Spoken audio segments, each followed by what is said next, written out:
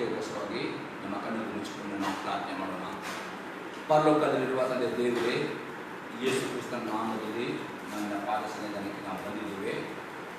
ನಾವು ಧ್ಯಾನ ಮಾಡಿದ ವಾಕ್ಯಗಳನ್ನು ನಿನ್ನ ಪವಿತ್ರಾತ್ಮನಲ್ಲಿ ಅಭಿಷೇಕಿಸು. ಪವಿತ್ರಾತ್ಮೆ ನನ್ನನ್ನು ಸ್ವಾಗತಿಸುತ್ತೇನೆ. ನೀನು ನಮ್ಮ ಮಧ್ಯದಲ್ಲಿ ಇದ್ದುಕೊಂಡು ಈ ವಾಕ್ಯದ ಮುಖಾಂತರವಾಗಿ ನಿನ್ನ ಜನ ಸಂಗಡ ಮಾತನಾಡುವುದಾಗ್ತೇನೆ. ಈ ವಾಕ್ಯದ ಪ್ರತಿಯೊಬ್ಬ ನಿನ್ನ ಮಕ್ಕಳ ಆತ್ಮಕ್ಕೆ ಈ ವಾಕ್ಯ ಉತ್ತೇಜನವನ್ನು, ಭಕ್ತಿಯಭಿವೃದ್ಧಿಯನ್ನು ಮತ್ತು ಪಶ್ಚಾತ್ತಾಪವನ್ನು ಉಂಟು ಮಾಡಿ ನಾನು ಬೇಡುತ್ತೇನೆ ಯೇಸು ಕ್ರಿಸ್ತನ ನಾಮದಲ್ಲಿ, ಆಮೇನ್. ಇವತ್ತು ನಾವು ಧ್ಯಾನ ಮಾಡ್ತೇವೆ ದಾನಿಯೇಲನ ಪ್ರವಾದನೆ ಪುಸ್ತಕ 6ನೇ ಅಧ್ಯಾಯದಲ್ಲಿ 9ನೇ ವಾಕ್ಯದಿಂದ 24ನೇ ವಾಕ್ಯದ ತನಕ ನಾವು ಧ್ಯಾನ ಮಾಡೋಣ. ದಾನಿಯೇಲ್ ಚಾಪ್ಟರ್ 6 9 24 ತನಕ. ರಾಜನಾದ ದಾರ್ಯಾವೆಷನು ಆ ನಿಬಂಧನ ಶಾಸನಕ್ಕೆ ರುಜು ಹಾಕಿದನು. ಶಾಸನಕ್ಕೆ ರುಜುವಾದರೂ ದಾನಿಯೇಲನಿಗೆ ತಿಳಿದಾಗ ಅವನು ತನ್ನ ಮನೆಗೆ ಹೋಗಿ ಯೆರೂಸಲೇಮಿನ ಕಡೆಗೆ ಕದವಿಲ್ಲದ ಕಿಟಕಿಗಳುಳ್ಳ ತನ್ನ ಮಹಡಿಯ ಕೋಣೆಯಲ್ಲಿ ಯಥಾಪ್ರಕಾರ ದಿನಕ್ಕೆ 3 ಆವರ್ತಿ ಮೊಣಕಾಲೂರಿ ತನ್ನ ದೇವರಿಗೆ ಪ್ರಾರ್ಥನೆ ಮಾಡಿ ಸ್ತೋತ್ರ ಸಲ್ಲಿಸಿದನು. ಆಗ ಆ ಜನರು ಗುಂಪಾಗಿ ಕೂಡಿ ದಾನಿಯೇಲನು ತನ್ನ ದೇವರ ಸಮ್ಮುಖದಲ್ಲಿ ಪ್ರಾರ್ಥಿಸಿ ವಿಜ್ಞಾಪಿಸುವುದನ್ನು ಕಂಡು ಸನ್ನಿಧಿಗೆ ಬಂದು ರಾಜಾಜ್ಞೆಯ ಪ್ರಸ್ತಾಪವಿನಂತೆ, ರಾಜನೇ, ಯಾವನಾದರೂ 30 ದಿನಗಳ ತನಕ ನಿನಗೆ ಹೊರತು ಬೇರೆ ಯಾವ ದೇವರಿಗಾಗಲಿ ಮನುಷ್ಯನಿಗಾಗಲಿ ವಿಜ್ಞಾಪನೆ ಮಾಡಿದರೆ ಅವನ ಸಿಂಹಗಳ ಗವಿಯಲ್ಲಿ ಹಾಕಲ್ಪಡಬೇಕು ಎಂಬ ನಿಬಂಧನೆಗೆ ರುಜು ಹಾಕಿದೆಯಲ್ಲ ಎಂದು ಕೇಳಲು, ರಾಜನು ಹೌದು, ಮೇದ್ಯರ ಮತ್ತು ಪಾರಸಿಯರ ರದ್ದಾಗದ ಧರ್ಮ ವಿಧಿಗಳಂತೆ ಇದು ಸ್ಥಿರ ಎಂದು ಉತ್ತರ ಕೊಟ್ಟರು. ಇದಕ್ಕವರು ಸನ್ನಿಧಿಯಲ್ಲಿ, ರಾಜನೇ, ಯೆಹೂದದಿಂದ ಸೆರೆಯಾಗಿ ತಂದವರಲ್ಲಿ ಒಬ್ಬನಾದ ದಾನಿಯೇಲನು ನಿನ್ನನಾಗಲಿ ನಿನ್ನ ಹಸ್ತಾಕ್ಷರದ ನಿಬಂಧನೆಯಾಗಲಿ ಪಕ್ಷಕ್ಕೆ ತರದೆ ದಿನಕ್ಕೆ 3 ಆವರ್ತಿ ಪ್ರಾರ್ಥಿಸಿಕೊಳ್ಳುತ್ತಾನೆ ಎಂದು ಅರಿಕೆ ಮಾಡಿದರು.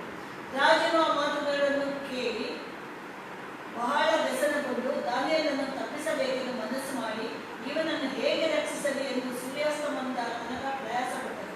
ಇದನ್ನು ತಿಳಿದು ಆ ಜನರು ಸನ್ನಿಧಿಗೆ ಕೂಡಿ ಬಂದು, ಪ್ರಭುವೇ, ರಾಜನು ವಿಧಿಸಿದ ಯಾವ ನಿಬಂಧನೆಯಾಗಲಿ ನಿಯಮವಾಗಲಿ ರದ್ದಾಗಬಾರದು ಎಂಬ ಧರ್ಮಸೂತ್ರವು ಮೇದ್ಯರಲ್ಲಿಯೂ ಪಾರಸಿಯರಲ್ಲಿಯೂ ಉಂಟೆಂಬುದು ನಿನಗೆ ಗೊತ್ತಿರಲಿ ಎಂದು ಹೇಳಲು, ರಾಜನ ಅಪ್ಪಣೆ ಆಯಿತು. ದಾನಿಯೇಲನನ್ನು ತಂದು ಸಿಂಹಗಳ ಗವಿಯಲ್ಲಿ ಹಾಕಿಬಿಟ್ಟರು. ಆಗ ರಾಜನು ದಾನಿಯೇಲನಿಗೆ, ನೀನು ನಿತ್ಯವೂ ಭಜಿಸುವ ದೇವರು ನಿನ್ನನ್ನು ಉದ್ಧರಿಸಲಿ ಎಂದು ಅರಸಿದನು.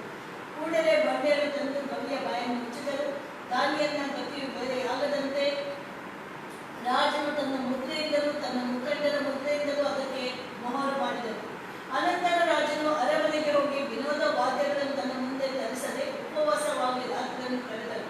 ಅವನಿಗೆ ನಿದ್ರೆ ತಪ್ಪಿತು. ಮಾರನೇ ಬೆಳಿಗ್ಗೆ ರಾಜನು ಉದಯದಲ್ಲಿ ಎದ್ದು ಸಿಂಹಗಳ ಗವಿಯ ಬರಿಯಾಗಿ ಹೋದನು. ದಾನಿಯೇಲನಿಂದ ಗವಿಯ ಸಮೀಪಕ್ಕೆ ಬಂದು ಅವನು ದುಃಖ ಧ್ವನಿಯಿಂದ ದಾನಿಯೇಲನನ್ನು ಕೂಗಿ, ದಾನಿಯೇಲನೇ, ಜೀವಸ್ವರೂಪನಾದ ದೇವರ ಸೇವಕನೇ, ನೀನು ನಿತ್ಯವೂ ಭಜಿಸುವ ನಿನ್ನ ದೇವರು ನಿನ್ನನ್ನು ಸಿಂಹಗಳಿಂದ ಉದ್ಧರಿಸ ಶಕ್ತನಾದನೋ ಎಂದು ಕೇಳಲು, ದಾನಿಯೇಲನು ರಾಜನಿಗೆ, ಅರಸೇ, ಚಿರಂಜೀವಿಯಾಗಲು ನನ್ನ ದೇವರು ತನ್ನ ದೂತನನ್ನು ಕಳಿಸಿ ಸಿಂಹಗಳ ಬಾಯಿಗಳನ್ನು ಬಂಧಿಸಿದನು. ಅವುಗಳಿಂದ ನನಗೆ ಯಾವ ಹಾನಿಯೂ ಆಗಲಿಲ್ಲ, ಏಕೆಂದರೆ ಆತನ ದೃಷ್ಟಿಗೆ ನಾನು ನಿರ್ಮಲನಾಗಿ ಕಂಡು ಬಂದನು. ರಾಜನಾದ ನಿನಗೂ ಯಾವ ದ್ರೋಹವನ್ನು ಮಾಡಲಿಲ್ಲ ಎಂದು ಹೇಳಿದನು.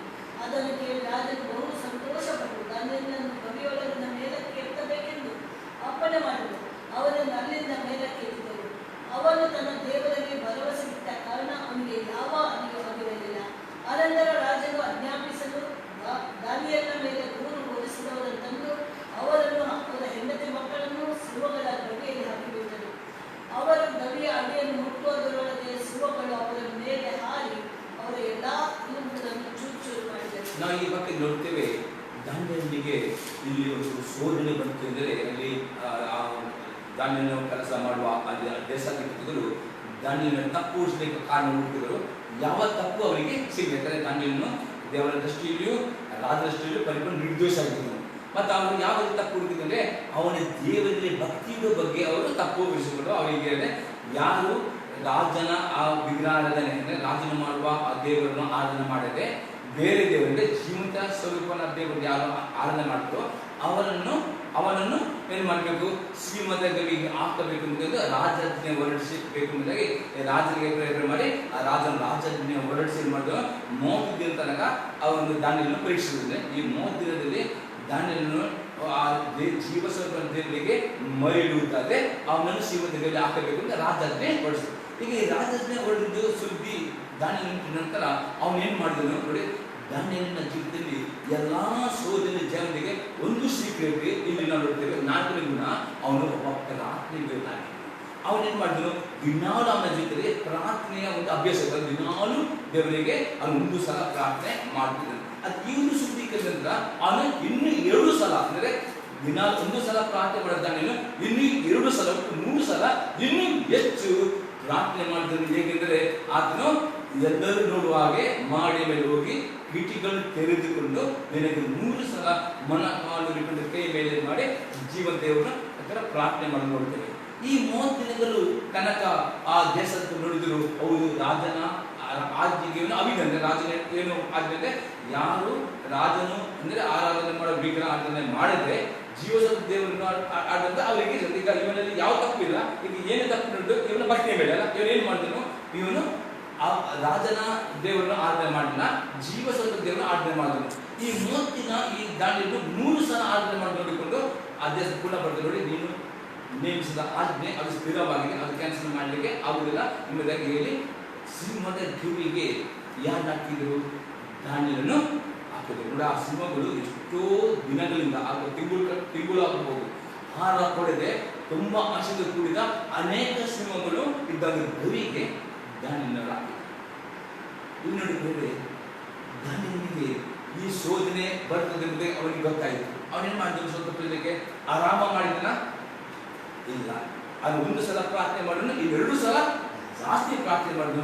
ಅಲ್ಲಿ ದೇವರು ಅವನ ಪ್ರಾರ್ಥನೆ ಕೇಳಿಕೊಂಡು ದೇವರು ದೂತರನ್ನು ಕಳುಹಿಸಿ ಆ ಸಿಂಹದ ಬಾಯಿ ಕಟ್ಟಿ ಹಾಕಿದ್ದನ್ನು ನೋಡಿದೆ. ಮತ್ತೆ ದಾನಿಯನಿಗೆ ಆ ಸಿಂಹ ಏನು ಮಾಡಿದೆ, ದಾನಿ ದೂರ ಇದ್ದವರು ಸಿಂಹಗಳು ಕುಡಿ ಮಾಡಿದ್ದು ನಾವು ನೋಡ್ತೇವೆ. ಹಾಗಾದ್ರೆ ಇವತ್ತು ದೇವರ ವಾಕ್ಯ ಇದ್ದರೆ ಇವತ್ತು ಈ ದಾನಿಯಲ್ಲಿ ಬಂದ ಎಲ್ಲಾ ಸೋದರನ್ನು ಜಯಿಸಲಿಕ್ಕೆ ಅವನ ಒಂದು ರಹಸ್ಯ ಅಂದ್ರೆ ನಾವು 3 ಸಲ ನೋಡಿದ್ದೇವೆ ಅವನ ಗುಣಗಳು.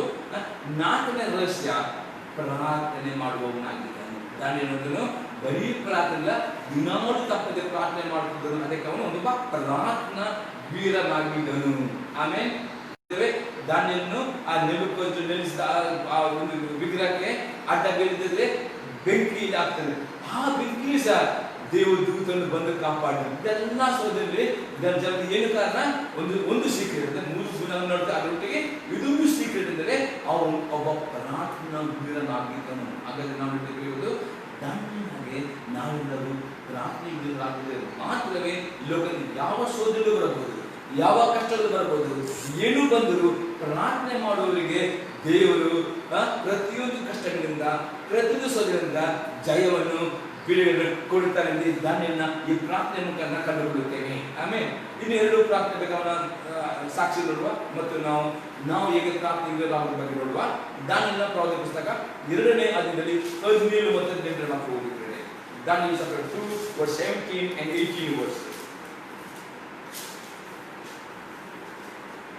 ಬಳಿಕ ದಾನಿಯೇಲನು ತನ್ನ ಮನೆಗೆ ಹೋಗಿ ಅನನ್ಯ, ಮಿಶಾಯೇಲ, ಅಜರ್ಯ ಎಂಬ ತನ್ನ ಸ್ನೇಹಿತರಿಗೆ ಆ ಸಮಾಚಾರವನ್ನು ತಿಳಿಸಿ, ನಾವು ಬಾಬೆಲಿನ ಇತರ ವಿದ್ವಾಂಸರೊಂದಿಗೆ ನಾಶವಾಗದಂತೆ ಪರಲೋಕ ದೇವರು ಈ ರಹಸ್ಯದ ವಿಷಯವಾಗಿ ಪ್ರಕಟಿಸಲು ಆತನನ್ನು ಬೇಡಿಕೊಳ್ಳೋಣ ಎಂದನು.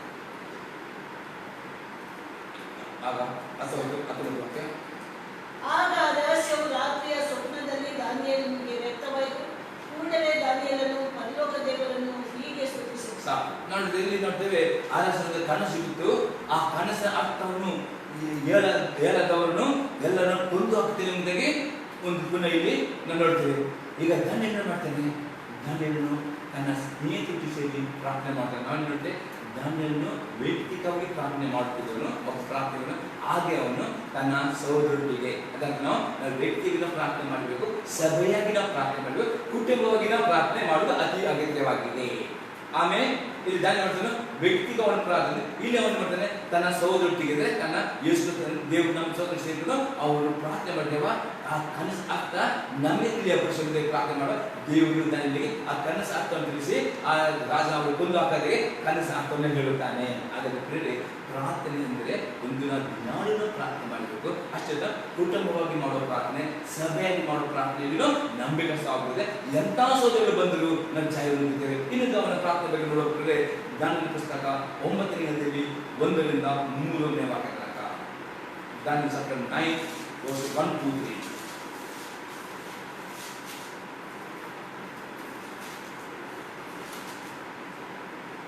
ಅಶ್ವರೋಷನ ಮಗನು ಮೇದ್ಯೆಯ ವಂಶದವನು ಕಸ್ಪಿಯ ರಾಜ್ಯದ ದೊರೆತನವನ್ನು ಹೊಂದಿದವನು ಆದ ದಾರ್ಯಾವೆಷನ ಆಳ್ವಿಕೆಯ ಮೊದಲನೇ ವರ್ಷದಲ್ಲಿ ದಾನಿಯೇಲನಾದ ನಾನು ಶಾಸ್ತ್ರಗಳನ್ನು ಪರೀಕ್ಷಿಸಿ ಯೆಹೋವನು ಪ್ರವಾದಿಯಾದ ಯೆರೆಮೀಯನಿಗೆ ದಯಪಾಲಿಸಿದ ವಾಕ್ಯಾನುಸಾರ ಯೆರೂಸಲೇಮು ಹಾಳು ಬಿದ್ದಿರಬೇಕಾದ ಪೂರ್ಣ ಕಾಲದ ವರ್ಷಗಳ ಸಂಖ್ಯೆ 70 ತಿಳಿದು ಉಪವಾಸವಿದ್ದು ಗೋಧಿ ತಟ್ಟು ಸುತ್ತಿಕೊಂಡು ಬೂದಿ ಬೆಳೆದುಕೊಂಡು ಕರ್ತನಾದ ದೇವರ ಕಡೆಗೆ ಮುಖವೆತ್ತಿ ಪ್ರಾರ್ಥನೆ ವಿಜ್ಞಾಪನೆಗಳಲ್ಲಿ ನಿರತನಾದನು. ಇಲ್ಲಿ ನೋಡ್ತಿದ್ದಾನೆ, 21 ದಿನ ಉಪವಾಸದಿಂದ ಪ್ರಾರ್ಥನೆ ಮಾಡ್ತಾನೆ. ಹಾಗಾದರೆ ನಾವು ನೋಡ್ತೇವೆ ಎಲ್ಲ ಇಡೀ ಪುಸ್ತಕದಲ್ಲಿ ನೋಡಿದ್ದಾನೆ, ಎಲ್ಲ ಇಡೀ ಪುಸ್ತಕ ನೋಡ್ತೇವೆ. ದಾನಿಯೇಲನಿಗೆ ಬಂದ ಸೋದರನ್ನು ನಾವು ನೋಡಿದ್ದೇವೆ. ನಾವು ಈಗ ದಾನಿಯೇಲನಿಗೆ ಬಂದ ಎಲ್ಲ ಸೋದರಲ್ಲಿ ಅವನ ಛಾಯೆ ಹೊಂದಿದ್ದಕ್ಕೆ ಒಂದು ಸೀಕ್ರೆಟ್ ಆಗಿದೆ, ಅವನು ಪ್ರಾರ್ಥನೆ ಬೇಕಾಗಿದೆ. ಅವನು ಹೇಗೆ ಪ್ರೇರ್ ಮಾಡಿದನು? ಅವನು ವ್ಯಕ್ತಿಗೆ ದಿನಾಲು ಪ್ರಾರ್ಥನೆ ಮಾಡಿ ನಂಬಿಕೆಸ್ತಾಗಿದ್ದನು. ತನ್ನ ಸಹೋದರೊಟ್ಟಿಗೆ ದೇವರ ಮೇಲೆ ನಂಬಿಕೆ ಇಟ್ಟ ತನ್ನ ಸಹೋದರೊಟ್ಟಿಗೆ ನಾವು ಸಭೆಯಾಗಿ ಪ್ರಾರ್ಥನೆ ಮಾಡೋದಾಗಿದೆ, ಕುಟುಂಬವಾಗಿ ಪ್ರಾರ್ಥನೆ ಮಾಡೋದಾಗಿದೆ. ಅಷ್ಟೇ ಅಲ್ಲದೆ ಅಲ್ಲಿ ಉಪವಾಸ ಪ್ರಾರ್ಥನೆ ಮಾಡೋದ್ರಿಂದ ನಂಬಿಕೆಸ್ತನಾಗಿದೆ. ಎಷ್ಟು ದಿನ ಉಪವಾಸ? 20 ದಿನ ಅವನು ಉಪವಾಸ ಪ್ರಾರ್ಥನೆ ಮಾಡಿದ. ಹಾಗಾದ್ರೆ ಈ ಒಂದು ದೃಷ್ಟಾಂತದಿಂದ ಈ ಒಂದು ವಾಕ್ಯದಿಂದ ನಾವು ಕಲಿತುಕೊಳ್ಳಬೇಕೆಂದರೆ ನಾವು ಈಗ ಇದರಲ್ಲಿ ಅನೇಕ ಪಾಯಿಂಟ್ ಕೊಟ್ಟರೆ ಫಸ್ಟ್ ಭಾಗ ನೋಡ್ತೇವೆ. ನಾವೆಲ್ಲರೂ ಬಂಧುಗಳೇ, ನಾವೆಲ್ಲರೂ ದಾನಿಯೇಲನ ಹಾಗೆ ಪ್ರಾರ್ಥನಾ ವೀರರಾಗಬೇಕು. ನಾವೆಲ್ಲರೂ ದಾನಿಯೇಲನ ಹಾಗೆ ಪ್ರಾರ್ಥನಾ ವೀರರಾಗಬೇಕು. ಹೇಗೆ? ಪ್ರಶ್ನೆ ಹೇಗೆ? ಅದಕ್ಕೆ ಉತ್ತರವಾಗಿ 3 ಪಾಯಿಂಟ್ ನಾನು ಕೊಡ್ತೇನೆ. ನಾವು ಹೇಗೆ ಪ್ರಾರ್ಥನೆಯಾಗಬೇಕು ಅಂದರೆ ನಾವೆಲ್ಲರೂ ದಾನಿಯೇಲನ ಆಗಬೇಕು. ಪ್ರಶ್ನೆ ಹೇಗೆ? ಅದಕ್ಕೆ ಉತ್ತರವಾಗಿ 3 ಪಾಯಿಂಟ್ ನಾನು ಕೊಡ್ತೇನೆ. ಹೇಗೆ ನಾವು ದಾನಿಯೇಲನಿಗೆ ಪ್ರಾರ್ಥನೆ ವೀರರಾಗುವುದು ಎಂಬುದೇ. ಮೊದಲನೇ ಪಾಯಿಂಟ್ ನೋಡಿರಿ, ದಿನಾಲು ಪ್ರಾರ್ಥನೆ ಮಾಡುವವರು ಆಗಬೇಕು. ದಿನಾಲು ಪ್ರಾರ್ಥನೆ ಮಾಡುವವರು ಆಗಬೇಕು. ಮಾರ್ಕನ ಸುವಾರ್ತೆ 1ನೇ ಅಧ್ಯಾಯದಲ್ಲಿ 35ನೇ ವಾಕ್ಯ. Mark gospel 1 verse 35.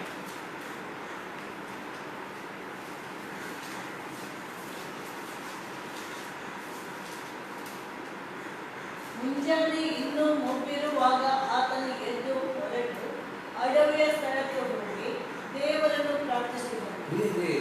ದಾನಿಯೇಲನಿಗೆ ನಾವು ಪ್ರಾರ್ಥನೆ ಹಾಕಬೇಕಾದ್ರೆ ನಾವು ಏನಾಗಬೇಕು? ಯೇಸು ಕ್ರಿಸ್ತನ ಸಹ ಪ್ರಾರ್ಥನೆ ಹೇಗೆ? ನಾವು ಪ್ರಾರ್ಥನೆಗೆ ಒಂದು ಸಮಯವನ್ನು ನಾವು ಫಿಕ್ಸ್ ಮಾಡೋಣ. ಅದೊಂದು ಸ್ಥಳ ಅಂದರೆ ನಾವು ಪ್ರಾರ್ಥನೆ ಮಾಡೋದಕ್ಕೆ ಒಂದು ಸಮಯ ನಾವು ನಿಗದಿ ಮಾಡಿದರೆ ಮಾತ್ರವೇ ಪ್ರತಿದಿನ ಆ ಸಮಯಕ್ಕೆ ನಾವು ನಂಬಿಕಸ್ಥರಾಗ. ಎಷ್ಟೇ ಮಲಗೋ ತಡವಾಗಬಹುದು, ಇಡೀ ರಾತ್ರಿ ನಿದ್ದೆ ಇಲ್ಲದಿರಬಹುದು, ಫಂಕ್ಷನ್ ಇರಬಹುದು, ಜ್ವರ ಬಂದಿರಬಹುದು, ಏನೂ ಬಂದರೂ ಕಾರಣವನ್ನು ಕೊಡದೆ ನಾವು ಒಂದು ನಿಗದಿತ ಒಂದು ಸಮಯವನ್ನು ಏನು ಮಾಡಿ ಫಿಕ್ಸ್ ಮಾಡಿ ಆ ಸಮಯದಲ್ಲಿ ನಂಬಿಕಸ್ಥರಾಗಿ ಪ್ರಾರ್ಥನೆ ಮಾಡೋದಕ್ಕೆ ನಾವು ಅಭ್ಯಾಸ ಮಾಡುವುದಾದರೆ ನಾವು ಪ್ರಾರ್ಥನೆಗಳಾಗುತ್ತೇವೆ. ಆಮೇಲೆ ಹಾಗೆ ಮಾಡದಿದ್ದರೆ ಪ್ರಾರ್ಥನೆ ವೀರರಾಗಲಿಕ್ಕೆ ಆಗುವುದಿಲ್ಲ. ಹಾಗೆ ಮಾಡ್ತಿದ್ರೆ ನಾವು ಒಂದು ದಿವಸ ಪ್ರಾರ್ಥನೆ ಮಾಡಿದ್ರೆ 2-3 ದಿನ ಸೈಕಲ್ ಮಾಡ್ತಾನೆ, ಸ್ವಲ್ಪ ಕಾಲಿ ನೋಡ್ತಿರ್ತಾನೆ, ಕೆಲವು ಸರಿ ಜ್ವರ ತರ್ತಾನೆ, ಕೆಲವು ಸರಿ ರಾತ್ರಿ ನಿದ್ದೆ ಬರುವುದಿಲ್ಲ.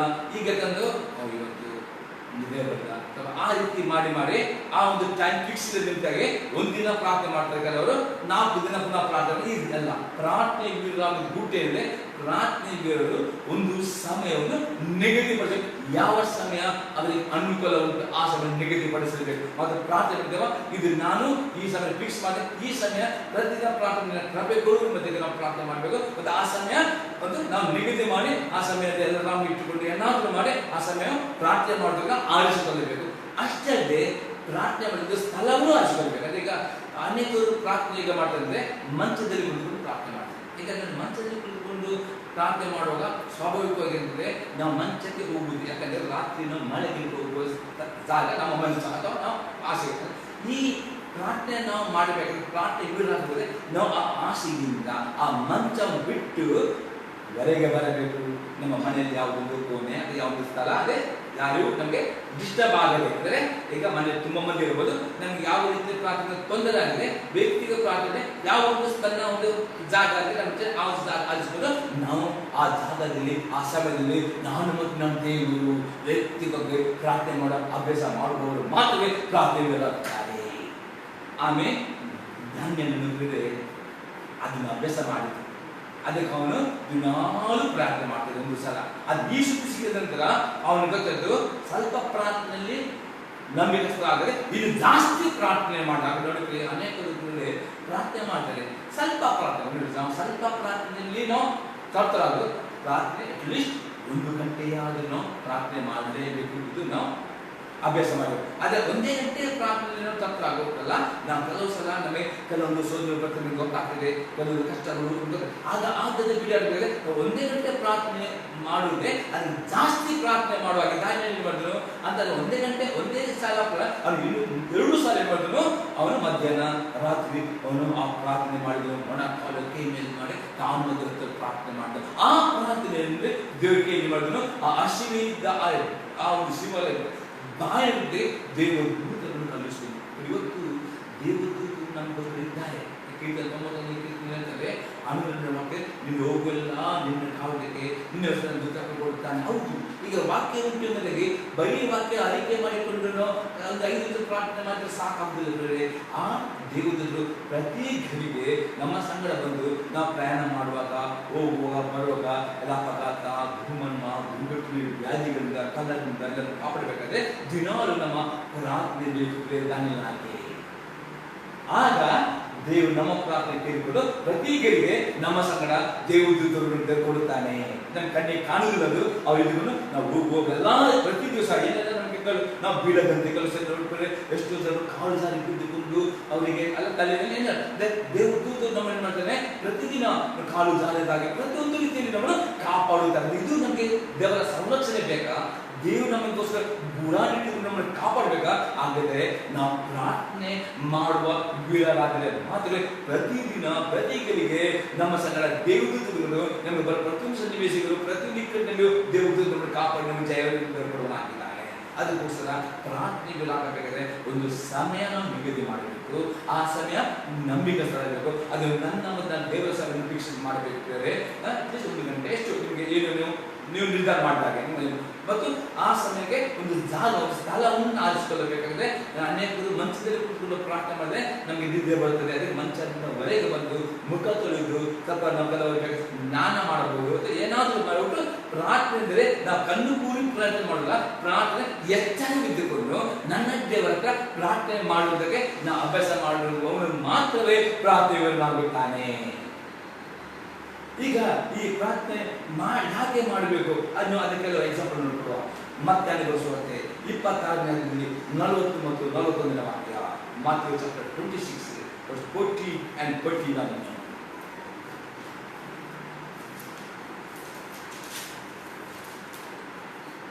ಆಮೇಲೆ ಆ ಶಿಷ್ಯರ ಬಳಿಗೆ ಬಂದು ಅವರು ನಿದ್ರೆ ಮಾಡುವುದನ್ನು ಕಂಡು ಪೇತ್ರನಿಗೆ, ಹೀಗೂ 1 ಗಳಿಗೆಯಾದರೂ ನನ್ನ ಸಂಗಡ ಎಚ್ಚರವಾಗಿರಲಾರಿಲ್ಲ. ಶೋಧನೆಗೆ ಒಳಗಾಗದಂತೆ ಎಚ್ಚರವಾಗಿದ್ದು ಪ್ರಾರ್ಥಿಸಿರಿ. ಮನಸ್ಸು ಸಿದ್ಧವಾಗಿದೆ ಸರಿ, ಆದರೆ ದೇಹಕ್ಕೆ ಬಲ ಸಾಲದು ಎಂದು ಹೇಳಿದರು. ಪ್ರಾರ್ಥನೆ ಮಾಡಲೇಬೇಕಾ?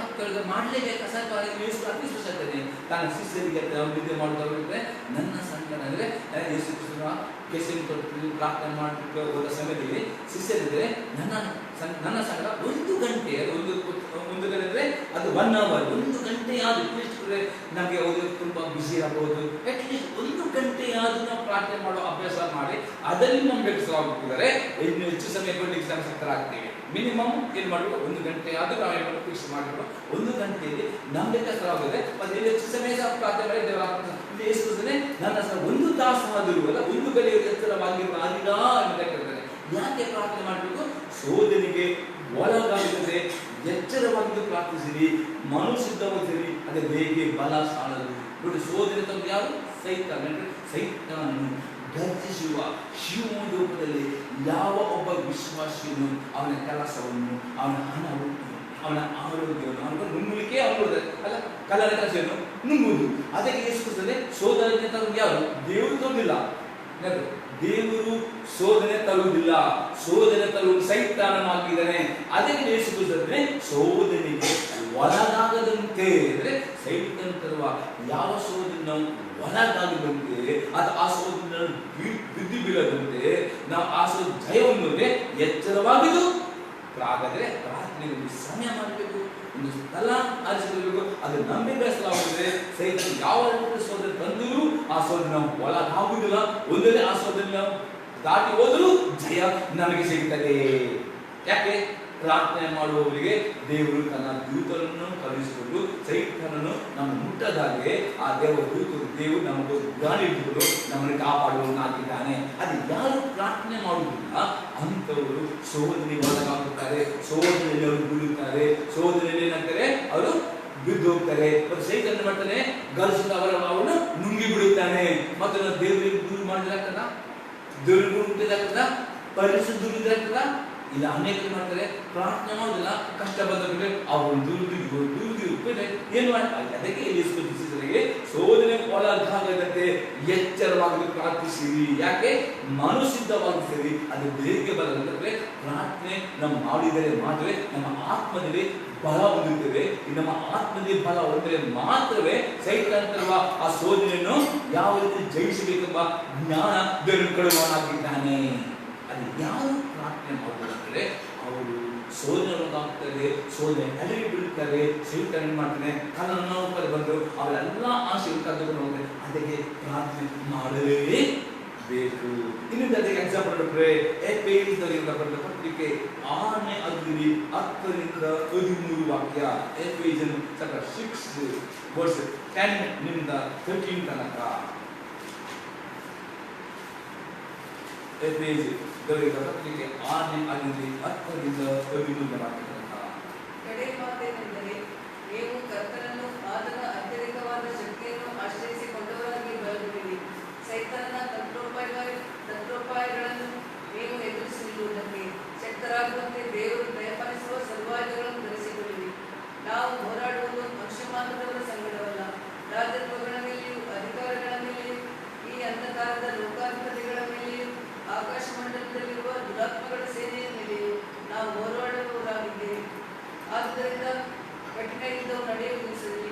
ಆ ವೈರಿಗಳನ್ನು ಎದುರಿಸುವುದಕ್ಕೂ ಮಾಡಬೇಕಾದೆಲ್ಲವನ್ನು ಮಾಡಿ ಜಯಶಾಲಿಗಳಾಗಿ ನಿಲ್ಲುವುದಕ್ಕೂ ಶಕ್ತರಾಗುವಂತೆ ದೇವರು ದಯಪಾಲಿಸುವ ಸರ್ವಾಯುಧಗಳನ್ನು ತೆಗೆದುಕೊಳ್ಳಿರಿ. ಪುನಃ ಸ್ಪಷ್ಟ ಆಗ್ತದೆ. ಏನಂದ್ರೆ ಕರೆ ಮಾತೆಂದರೆ ನೀವು ಕರ್ತನನ್ನು ಅತ್ಯಧಿಕ ಶಕ್ತಿ ಆಶ್ರಯಿಸಿಕೊಂಡವರಿಗೆ ಬಲಗೊಳ್ಳಿರಿ. ಇಲ್ಲಿ ಅಲ್ಲಿಸ್ಕೊಳ್ತಾನೆ, ಮನಸ್ಸು ಸಿದ್ಧವಾಗಿಸಲಿ.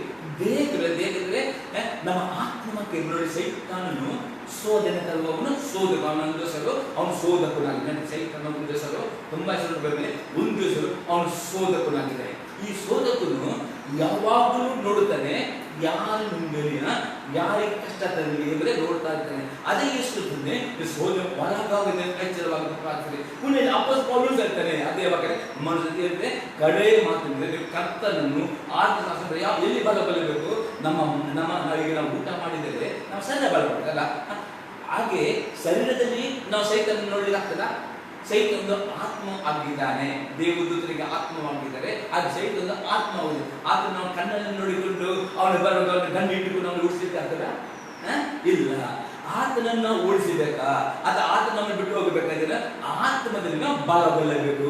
ಅದು ಪ್ರಾರ್ಥನೆ. ಒಬ್ಬ ವಿಶ್ವಾಸಿಯು ಪ್ರತಿದಿನ ಅಟ್ಲೀಸ್ಟ್ 1 ಗಂಟೆ ಆದರೂ ಪ್ರಾರ್ಥನೆ ಮಾಡುವ ಅಭ್ಯಾಸ ಮಾಡಿ ನಂಬಿಕಸ್ತರ ಪ್ರಾರ್ಥನೆ ಮಾಡುವುದು ಅವನ ಪ್ರಾರ್ಥನೆ ಇವರಾಗ್ತದೆ.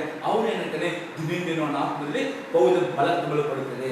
ಈ ಪೌದ ಬಲ ತುಂಬಲ್ಪಟ್ಟ ನಿಮಿತ್ತವಾಗಿ ಅವನಿಗೆ ಗೊತ್ತಾಗದೆ ಸೈತನ್ನ ಇದೆ, ಸೈತನ್ನ ಏನ್ ಮಾಡ್ತಾನೆ? ನಾನು ಎಲ್ಲ ಅನುವಾಗಿದೆ ಸೈತನ ತಂತ್ರೋಪಗಳನ್ನು ಸರ್ವಾಯುಧಗಳಿಂದ ಸೈತನು ನಾನಾ ರೀತಿ ನಿಮ್ಮ ಕೆಲಸದಲ್ಲಿ ಆಗ್ಬೋದು, ಬಿಸ್ನೆಸ್ ಆಗ್ಬೋದು, ಕುಟುಂಬ ಜೀವಿತದಲ್ಲಿ ಆಗ್ಬೋದು, ನಾನಾ ರೀತಿಯಾದ ತಂತ್ರೋಪಗಳನ್ನು ಕುಯುಕ್ತಿ ತರ್ತಾನೆ. ಈಗ ಪ್ರಾರ್ಥನೆ ಮಾಡುವವರಿಗೆ ಪವಿತ್ರಾತ್ಮನು ನಿಮಗೆ ಜ್ಞಾನ ಕೊಡ್ತಾನೆ, ಯಾವ ರೀತಿ ಸೈತಾನ ಯುಕ್ತಿ ಅಂದ್ರೆ ಎಕ್ಸಾಂಪಲ್ ನಿಮ್ಗೆ ಕೆಲವು ಅರ್ಥ ಆಗಿಲ್ಲ. ಈಗ ಒಂದು ಬೇಟೆಗಾರನ ಈಗ ಏನ್ ಮಾಡ್ತಾನೆ, ಅಕ್ಕಿಗಳು ಹಿಡಿಯುತ್ತಾರೆ. ಈಗ ಅಕ್ಕಿಗಳು ಹಿಡಿಯುವ ಬೇಟೆಗಳನ್ನು ಮಾಡ್ತಾನೆ, ತುಂಬಾ ನಿಪುಣತೆಯಿಂದ ತುಂಬಾ ಜ್ಞಾನದಿಂದ ಅವನು ನೆಟ್ ತಯಾರು ಮಾಡ್ತಾನೆ, ಬಲೆ ಅಲ್ಲ, ಈ ಬಲೆ ತಯಾರು ಮಾಡಿ ಏನ್ ಮಾಡ್ತಾನೆ, ಅಕ್ಕಿಗಳು ಆ ನೆಟ್ ನಲ್ಲಿ ಸಿಕ್ಕಿ ಬಿಡುವಾಗೆ ಅವನು ಮಾಡ್ತಾನೆ ನೆಟ್ ಮಾಡಿ ಅಕ್ಕಿಗಳು. ಅದೇ ರೀತಿ ಸೈತನು ಅದೇ ರೀತಿ ಬುದ್ಧಿವಂತ ಇಟ್ಕೊಂಡು ಅವನೇನು ಒಂದು ರೀತಿಯ ಒಂದು ನೆಟ್ ತಯಾರು ಮಾಡ್ತಾನೆ, ಒಂದು ಬಲೆ ತಯಾರು ಮಾಡ್ತಾನೆ. ಹಾಗೆ ತಯಾರು ಮಾಡ್ಕೊಂಡು ದೇವರ ಮಕ್ಕಳು ಅವನ ಆ ಒಂದು ನೆಟ್ ನಲ್ಲಿ ಸಿಕ್ಕಿಕೊಳ್ಳಬೇಕು ಅಂತ. ಆದರೆ ಯಾರು ಸಿಕ್ಕಿಕೊಳ್ಳುತ್ತಾರೆ, ಯಾರು ದಾನಿಯನ್ನಾಗಲಿಕ್ಕೆ ದಾನಿಯನ್ನು ಪ್ರಾರ್ಥನೆ ಮಾಡಿ ಇಂಥ ಬಲೆಯಲ್ಲಿ ಸಿಕ್ಕಿಕೊಳ್ಳಲಿಲ್ಲ. ಬಲೆ ಬಂತು ಬರಲಿಲ್ಲವಾ, ಹಾಗೆ ಪ್ರಾರ್ಥನೆ ಮಾಡಿದ್ದೇನೆ ದಾನಿಯನ್ನು ಶಿವ ತಿಂದು ಅಥವಾ ಬೆಂಕಿಯಲ್ಲಿ ಅವನು ಮೊದಲೇ ಹೋಗ್ತಿದ್ದ, ಬೆಂಕಿಯಲ್ಲಿ ಇಲ್ಲ ಅವನು ಬೆಂಕಿ ದೇವರು ಕಾಪಾಡಿದನು. ಅಲ್ಲಿ ಶಿವರಾಗೆ ಪ್ರಾರ್ಥನೆ ಮಾಡುವವರಿಗೆ ದೇವರು ಏನ್ ಮಾಡ್ತಾರೆ, ತನ್ನ ದೂತ ಕಳಿಸಿ ಈ ಸೈತನ ಯಾವ ಬಳಿ ಸಿಕ್ಕಿ ಬೀಳದಂತೆ ದೇವರು ಕಾಪಾಡುವವನಾಗಿದ್ದಾನೆ. ಅದಕ್ಕೆ ಪ್ರಾರ್ಥನೆ ಮಾಡುವುದು ಅತಿ ಅಗತ್ಯವಾಗಿದೆ, ಮಾಡಲೇಬೇಕು.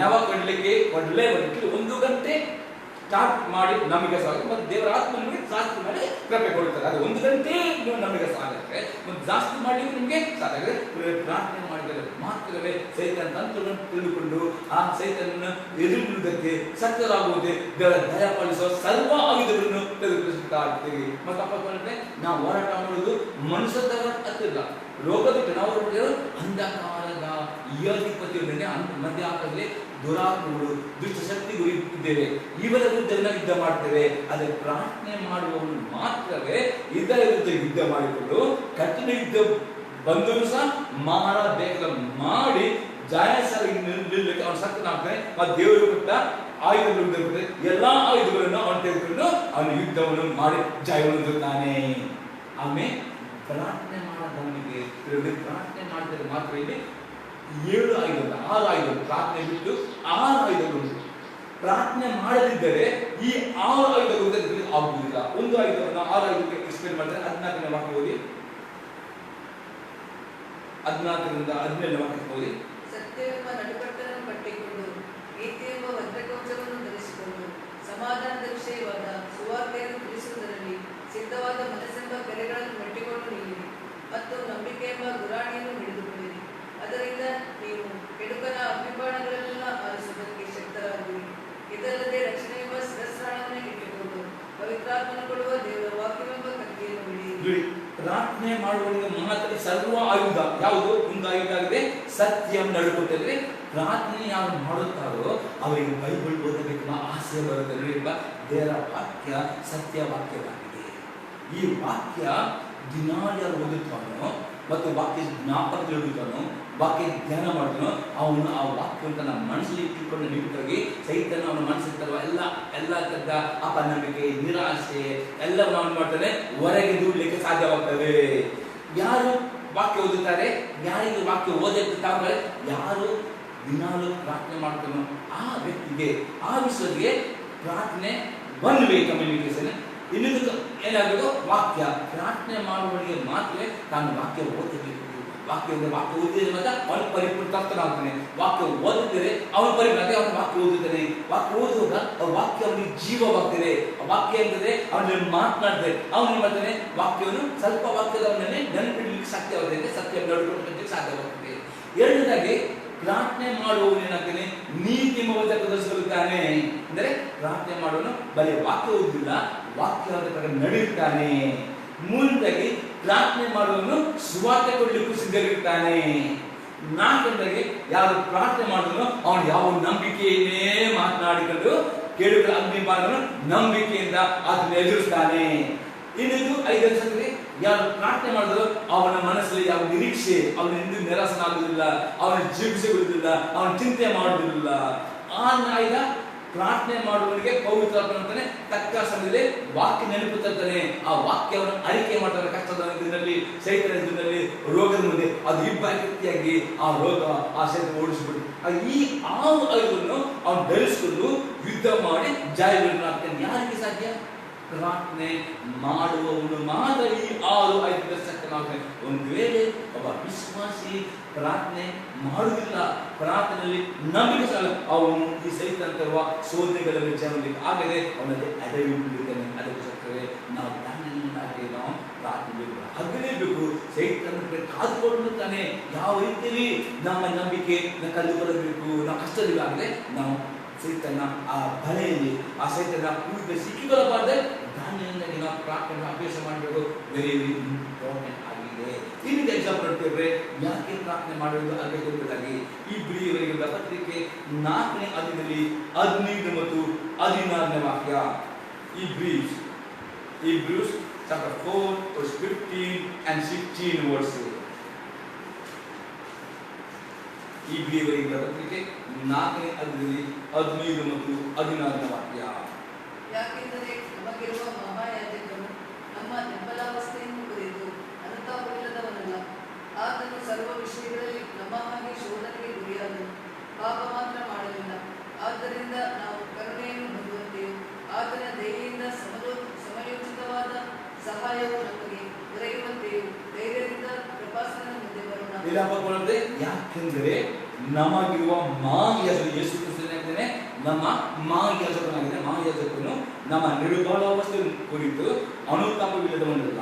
ಆ ಸರ್ವ ವಿಷಯಗಳಲ್ಲಿ ನಮ್ಮ ಹಾಗೆ ಸೋದನೆ ಗುರಿಯಾದನು, ಪಾಪ ಮಾತ್ರ ಮಾಡಲಿಲ್ಲ. ನೋಡಿ, ಯೇಸು ಕ್ರಿಸ್ತನ ಭೂಮಿಲಿರುವಾಗ ಆತನಿಗೆ ಸೈತನು ಸೋದನೆ ತಂದ ನೋಡಿ ಪಾಪವನ್ನು ಮಾಡಲಿಕ್ಕೆ ನಾನು ಅದು ಯೇಸು ಕ್ರಿಸ್ತನು ಪಾಪ ಮಾಡಲಿಲ್ಲ. ಇದು ಯಾವ ವಿಶ್ವಾಸಿ ಪ್ರಾರ್ಥನೆ ಮಾಡಿದ್ರು ಆತನು ಸೈತಾನು ಅವನಿಗೆ ಸೋದನೆ ತರುವಾಗ ಈಜಿಯಾಗಿ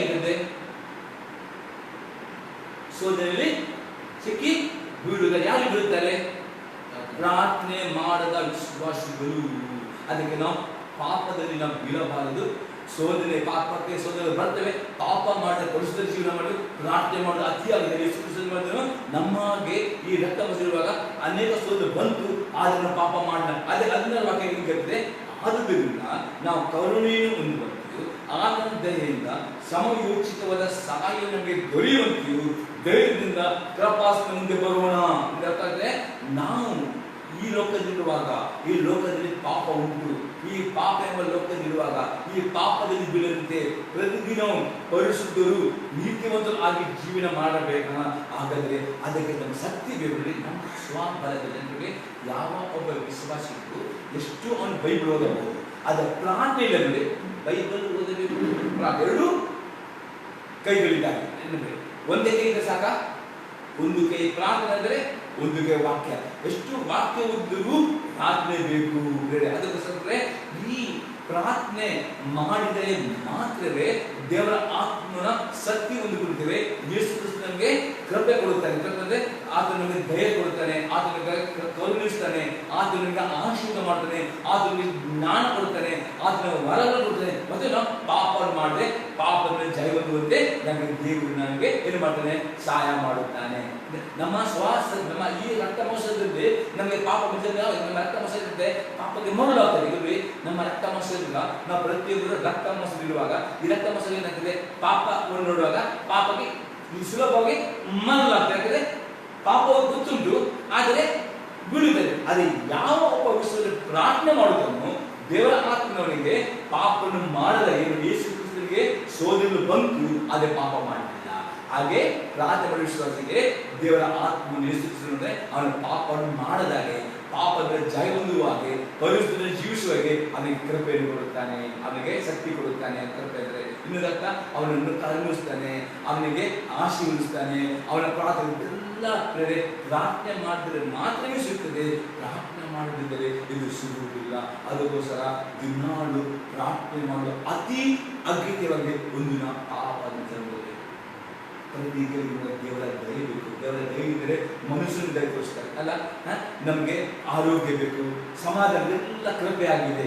ಎಲ್ಲ ಕೃಪೆಯಲ್ಲಿ ಮುಂದೆ ಪ್ರಾರ್ಥನೆ ಮಾಡಿದರೆ ಮಾತ್ರ ಎಲ್ಲ ಕೃಪೆ, ಆ ಕೃಪೆಯ ಸ್ವರಗಳು, ಆಶೀರ್ವಾದಗಳು ನಾವು ಹೊಂದಿಕೊಳ್ಳುತ್ತೇವೆ. ಪ್ರಾರ್ಥನೆ ಮಾಡಿದರೆ ಮಾತ್ರ. ಪ್ರಾರ್ಥನೆ ಮಾಡಿದರೆ ಅವನಿಗೆ ಏನೂ ಸಿಗುವುದಿಲ್ಲ. ಅಂದರೆ ಪ್ರಾರ್ಥನೆ ಮಾಡೋದು ಅತಿ ಅಗತ್ಯವಾಗಿದೆ. ಇನ್ನೊಂದು ನಾವು ಪ್ರಾರ್ಥನೆ ಯಾಕೆ ಮಾಡಬೇಕು ಎಂಬುದಾಗಿ ಇಬ್ರಿಯವರಿಗೆ ಪತ್ರಿಕೆ 7ನೇ ಅಧ್ಯಾಯದಲ್ಲಿ 25ನೇ ವಾಕ್ಯ. Hebrews chapter 7 verse 25.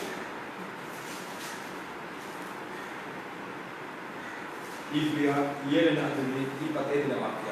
ಆದ ಕಾರಣ ಆತನು ತನ್ನ ಮೂಲಕ ದೇವರ ಬಳಿಗೆ ಬರುವವರನ್ನು ಸಂಪೂರ್ಣವಾಗಿ ರಕ್ಷಿಸುವುದಕ್ಕೆ ಶಕ್ತನಾಗಿದ್ದಾನೆ. ಅವರಿಗೋಸ್ಕರ ವಿಜ್ಞಾಪನೆ ಮಾಡುವುದಕ್ಕೆ ಯಾವಾಗಲೂ ಬದುಕುವವನಾಗಿದ್ದಾನೆ. ನೋಡ್ತೇವೆ, ಆದ ಕಾರಣ ಆತನು ತನ್ನ ಮೂಲಕ ದೇವರ ಬಳಿಗೆ ಬರುವವನು ಸಂಪೂರ್ಣ ರಕ್ಷಿತನಾಗಿದ್ದಾನೆ. ಯಾಕಂದ್ರೆ ಇವತ್ತು ಲೋಕದಲ್ಲಿ ಕಷ್ಟಗಳು ಉಂಟು, ರೋಗಗಳು ಉಂಟು. ಈ ಲೋಕದಲ್ಲಿ ನಾವು ಉಸಿರಾಟ ಮಾಡುವ ಈ ಒಂದು ಗಾಳಿ ಸಹ ಪಾಯ್ಸನಸ್ ಉಂಟು. ಇದೆಲ್ಲರಿಂದ ದೇವರು ನಮ್ಮನ್ನು ಕಾಪಾಡಬೇಕಾಗ ದೇವರು ನಮ್ಮನ್ನು ಮಾಡಬೇಕು, ರಕ್ಷಿಸಬೇಕು. ಯಾರು ರಕ್ಷಣೆ? ಯಾರು ಪ್ರಾರ್ಥನೆ ಮಾಡ್ತಾರೆ ಅವರಿಗೋಸ್ಕರ ವಿಜ್ಞಾಪನೆ ಮಾಡ್ತಾರೆ. ನೋಡಿ, ಸರಿ ಅರ್ಥ ಮಾಡಿದ್ರೆ ಪುನಃ ನೋಡಿ, ಆದ ಕಾರಣ ಆತನು ತನ್ನ ಮೂಲಕ ದೇವರ ಬಳಿಗೆ ಬರುವವರು. ದೇವರ ಬಳಿಗೆ ಬರೋದು ನಾವು ಬರೀ ನಂಬಿಕೆ, ನಂಬಿಕೆ ಬೇಕು, ವಿಧೇಯತೆ ಬೇಕು, ಪ್ರಾರ್ಥನೆ ಸಹ ಮಾಡಬೇಕು. ಆಮೇಲೆ ದೇವರ ಬಳಿಗೆ ಪ್ರಾರ್ಥನೆ ಬರುವವನು ಆತನು ಏನ್ ಮಾಡ್ತಾನೆ? ಸಂಪೂರ್ಣವಾಗಿ ರಕ್ಷಿಸಲಿಕ್ಕೆ ನಮ್ಮ ದೇಶ ಶಕ್ತನಾಗಿದ್ದಾನೆ. ನಾವು ಮುಂಜಾನೆ ಜಾವದಲ್ಲಿ ಪ್ರಾರ್ಥನೆ ಮಾಡಿದರೆ ಇದನ್ನು ಏನೂ ಸಂಗತಿಗಳು ಬರಬಹುದು ಗೊತ್ತಿಲ್ಲ. ದೇವರು ಮಾಡ್ತಾರೆ, ಪ್ರಾರ್ಥನೆ ಮಾಡುವವರಿಗೆ ದೇವರು ನಮ್ಮನ್ನು ರಕ್ಷಿಸಲಿಕ್ಕೆ ಯಾವಾಗಲೂ ಶಕ್ತನಾಗಿದ್ದಾನೆ. ಅದಕ್ಕೆ ದೇವರನ್ನು ಕಾಪಾಡಬೇಕಾಗ್ತದೆ. ನಾವು ಎಂದಿಗೂ ಪ್ರಾರ್ಥನೆಗೆ ನೆಪ ಕೊಡಬಾರದು. ನಾವು ಹೇಳಬಹುದು, ಇವತ್ತು ರಾತ್ರಿ ನಿದ್ರೆ ಬರಲಿಲ್ಲ, ಕೆಲಸ ಆಗಿ ಬರ್ತದೆ, ಕರೆಂಟ್ ಇಲ್ಲ, ಏನು ರೀತಿ ಆಯ್ತು. ಯಾವ ಕಾರಣಕ್ಕೂ ನಾವು ಪ್ರಾರ್ಥನೆ ಮಾಡಿದ್ದಿಲ್ಲ, ತೊಂದರೆ ಇಲ್ಲ ಎಂಬುದಾಗಿ ಪ್ರಾರ್ಥನೆ ಅತಿ ಅತಿ ಅಗತ್ಯ ಎಂಬುದಾಗಿ ನಾವು ತಿಳಿದುಕೊಳ್ಳಬೇಕು. ಪ್ರಾರ್ಥನೆ ಮಾಡದ ಸಮಯದಲ್ಲಿ ಸೈತನು ಬರುತ್ತಾನೆ. ಪ್ರಾರ್ಥನೆ ಮಾಡುವಾಗ ಸೈತನಿಗೆ ಏನಾಗ್ತದೆ? ಅವನು ನೋಡ್ತಾನೆ. ಸೈತನನ್ನು ನಾವು ಪ್ರಾರ್ಥನೆ ನೋಡುತ್ತಾನೆ. ಅವನು ಯಾವ ಗಂಟೆ ಮಾಡಿಬಿಡ್ತಾನೆ? ಯಾವಾಗ ನಾವು ಪ್ರಾರ್ಥನೆ ಮಾಡೋದು ಬಿಟ್ಟುಕೊಂಡು, ತೊಂದರೆ ಇಲ್ಲ, ಸ್ವಲ್ಪ ನಾನು ಮಲಗಿದ್ದೇನೆ, ನಾಳೆ ಮಾಡೋ ಪ್ರಾರ್ಥನೆ, ಈ ರೀತಿ ಯಾವಾಗ ನಾವು ಪ್ರಾರ್ಥನೆಗೆ ಒಂದು ಸೋಮರು ಅವಾಗೇ ಬರ್ತಾರೆ ಅಟ್ಯಾಕ್ ಮಾಡಲಿಕ್ಕೆ. ಅದಕ್ಕೆ ಯಾವಾಗಲೂ ಸಹಿತ ಅಟ್ಯಾಕ್ ಮಾಡೋದಾಗೆ ನಾವು ಯಾವಾಗಲೂ ಪ್ರಾರ್ಥನೆ ಮಾಡೋದು. ದೇವರು ಮಾಡ್ತಾನೆ, ನಾವು ಪ್ರಾರ್ಥನೆ ಮಾಡುವ ನಮಗೋಸ್ಕರ ತಂದೆ ಹತ್ರ ವಿಜ್ಞಾಪನೆ ಮಾಡುತ್ತಾನೆ. ನಾವು ಪ್ರಾರ್ಥನೆ ಮಾಡಿದರೆ ಮಾತ್ರ, ನಾವು ಪ್ರಾರ್ಥನೆ ಮಾಡಿದ್ದ ದೇವರು ಯೇಸುಕ್ರಿಸ್ತನು ತಂದೆ ಹತ್ರ ನಾವು ಪ್ರಾರ್ಥನೆ ಮಾಡುವಾಗ ನಮ್ಮ ಸಂಗಡ ಯೇಸುಕ್ರಿಸ್ತ ಪರಲೋಕದಲ್ಲಿ ತಂದೆ ಬಳಿ ಕೂತು ನಮಗೆ ವಿಜ್ಞಾಪನೆ ಮಾಡುತ್ತಾನೆ. ಆ ವಿಜ್ಞಾಪನೆ ದೇವರು ಕೇಳಿಕೊಂಡು ನಮ್ಮ ಪ್ರತಿ ದಿನ ಪ್ರತಿ ಗಳಿಗೆ ದೇವರ ಸಹಾಯ, ದೇವರನ್ನು ಪ್ರತಿಯೊಂದು ಇದರಲ್ಲಿ ರಕ್ಷಿಸುತ್ತಾನೆ. ಹಾಗಾದರೆ ಪ್ರಾರ್ಥನೆ ಮಾಡಿ ಅತಿ ಅಗತ್ಯವಾಗಿದೆ. ಇಂಥ ಎಕ್ಸಾಂಪಲ್ ನೋಡಿದ್ರೆ ಯಾಕೆ ಪ್ರಾರ್ಥನೆ ಮಾಡಬೇಕು ಎಂಬುದಾಗಿ ವಿವಿಧ ಬರೆದ ಪುಸ್ತಕ 1ನೇ ಅಧ್ಯಾಯದಲ್ಲಿ 24 ಮತ್ತು 25 ವಾಕ್ಯ. Jude chapter 1 verse 24 and 25 verse.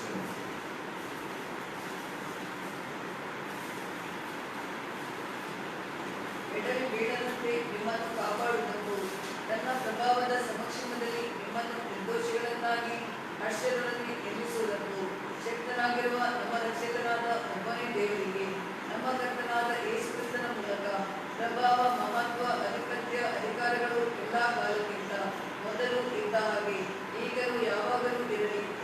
ಆಮೇಲೆ ಎಡವಿ ಬೀಳದಂತೆ ಅಂದ್ರೆ ಸೋದರಿಗಳು ಬರುವಾಗ, ಕಷ್ಟಗಳು ಬರುವಾಗ ಎಡವಿ ಬೀಳಿದ್ರೆ ನಿಮ್ಮನ್ನು ಕಾಪಾಡಬೇಕು. ಯಾರು ಕಾಪಾಡಬೇಕು? ನಮ್ಮನ್ನು ಎಡವಿ ಬೀಳದಂತೆ ಯಾರು ಕಾಪಾಡಬೇಕು? ದೇವರು ನಮ್ಮನ್ನು ಕಾಪಾಡಬೇಕಾ?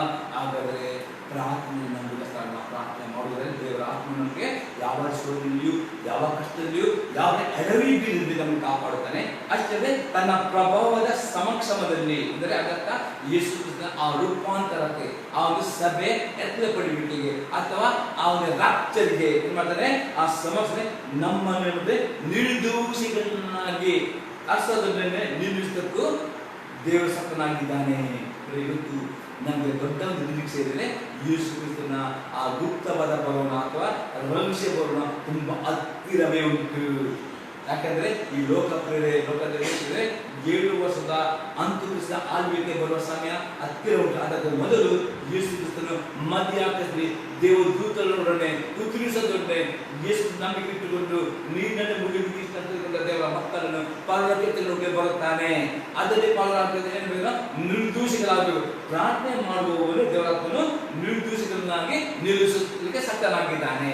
ಅದು ಒಬ್ಬ ವಿಶ್ವಾಸಿ ಪ್ರಾರ್ಥನೆ ಮಾಡಲು ಅವನು ಆ ರಾಜ್ಯದಲ್ಲಿ ಕೈ ಬಿಡಲ್ಪಡುತ್ತಾನೆ. ಹಾಗಾದರೆ ಪ್ರಾರ್ಥನೆ ಮಾಡಲೇಬೇಕು.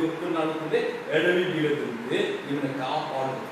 ತನ್ನ ಪ್ರವಾದ ಸಮಯದಲ್ಲಿ ನಿಮ್ಮನ್ನು ನಿರ್ದೋಷಿಗಳನ್ನಾಗಿ ಆರಿಸೋದನ್ನು ನಿಲ್ಲುವುದಕ್ಕೂ ಸಕ್ತನಾಗಿರುವ ಯಾವ ದೇವರ ಆತ್ಮ ಮಾತ್ರ ಸಕ್ತರು ಯಾರು ಪ್ರಾರ್ಥನೆ ಮಾಡುತ್ತಾರೆ ಅವರಿಗೆ ದೇವರ ಆತ್ಮನು ಅವರು ಎಡೆಗಳಿಗೆ ಬಿಡುತ್ತಿಲ್ಲ, ಅವರ ರಾಜ್ಯದಲ್ಲಿ ಕೈ ಬಿಡಬಾರದೆ, ಅವರ ರಾಜ್ಯದಲ್ಲಿ ನಿರ್ದೋಷಿಗಳಿಗೆ ನಿಲ್ಲಿಸಿ ನಮ್ಮ ರಕ್ಷಕ ಹೋಗೋನಾಗಿದ್ದಾನೆ. ಕಾಪಾಡೋದಕ್ಕೂ ಸಕ್ತನಾಗಿ ನಿಲ್ಲಿಸೋದಕ್ಕೂ ಸಕ್ತನಾಗಿರುವ ನಮ್ಮ ರಕ್ಷಕನಾದ ಒಬ್ಬನೇ ದೇವರಿಗೆ ನಮ್ಮ ಕರ್ತನಾದ ಯೇಸು ಕ್ರಿಸ್ತನ ಮೂಲಕ ಪ್ರಭಾವ, ಮಹತ್ವ, ಅಧಿಪತ್ಯ, ಅಧಿಕಾರಗಳು ಎಲ್ಲಾ ಕಾಲಕ್ಕಿಂತ ಮೊದಲಿದ್ದಾಗೆ ಈಗಲೂ ಯಾವಾಗಿರಲಿ. ಆಮೇನ್. ಇನ್ನೊಂದು ಎಕ್ಸಾಂಪಲ್ ನೋಡಿದ್ರೆ ಲೂಕನ ಸುವಾರ್ತೆ 21ನೇ ಅಧ್ಯಾಯದಲ್ಲಿ 36ನೇ ವಾಕ್ಯ. Luke gospel chapter 21 verse 36.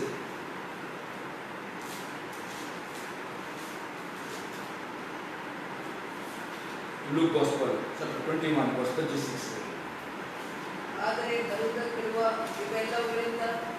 ಇವೆಲ್ಲವುಗಳೊಳಗಿಂದ ತಪ್ಪಿಸಿಕೊಳ್ಳುವುದಕ್ಕೂ ಮನುಷ್ಯ ಕುಮಾರನ ಮುಂದೆ ನಿಂತುಕೊಳ್ಳುವುದಕ್ಕೂ ನೀವು ಪೂರ್ಣಶಕ್ತರಾಗುವಂತೆ ಎಲ್ಲಾ ಕಾಲದಲ್ಲಿಯೂ ದೇವರಿಗೆ ವಿಜ್ಞಾಪನೆ ಮಾಡಿಕೊಳ್ಳುತ್ತಾ ಎಚ್ಚರವಾಗಿರಿ ಅನ್ನನು. ಪುನಃ ಈ ಈ ಲೋಕಕ್ಕೆ ಏನು ಬರ್ತದೆ?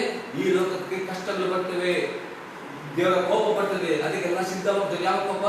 ಅಂತು ಕ್ರಿಸ್ತನ 7 ವರ್ಷದ ಆಳ್ವಿಕೆ ಸಿದ್ಧವಾಗ್ತದೆ ಲೋಕಕ್ಕೆ. ಅಲ್ಲಿ ದೇವರ ಕೋಪ ಬರ್ತದೆ. ಆ ಎಲ್ಲಾ ಬರೋದ್ರಿಂದ ಇವೆಲ್ಲ ತಪ್ಪಿಸ್ಕೊಳ್ಬೇಕು, ಮನೆ ನಿಂತುಕೊಂಡು ಸಕ್ತಾಗುತ್ತೆ. ಎಲ್ಲಾ ಕಾಲದಲ್ಲಿಯೂ ದೇವರಿಗೆ ವಿಜ್ಞಾಪನೆ ಮಾಡಬೇಕು ಅಂತ ಯೇಸು ಕ್ರಿಸ್ತನು ಹೇಳ್ತಾನೆ. ಹಾಗಾದ್ರೆ ಪ್ರಾರ್ಥನೆ ಮಾಡಲೇಬೇಕು. ಪ್ರಾರ್ಥನೆ ಮಾಡಿದರೆ ಮಾತ್ರವೇ ಈ ಎಲ್ಲ ಆಶೀರ್ವಾದ ಹೊಂದಿಕೊಳ್ಳುತ್ತೇವೆ. ಯೇಸು ಕೃಪೆ ನಾವು ಎತ್ತಪಡ್ತೇವೆ. ಮತ್ತು ಪ್ರಾರ್ಥನೆ ಮಾಡಬೇಕಾದ್ರೆ ಪ್ರಾರ್ಥನೆ ಮಾಡೋದಕ್ಕೆ ಸಮಯ ಫಿಕ್ಸ್ ಮಾಡಬೇಕು, ಒಂದು ಪ್ಲೇಸ್ ಫಿಕ್ಸ್ ಮಾಡಬೇಕು, ಅದನ್ನ ನಂಬಿಕೆ. ಆಗ ಮಾತ್ರ ನಾವು ದಾಂಡಿನಾಗೆ ಪ್ರಾರ್ಥನೆಗಳಾಗ್ತೇವೆ.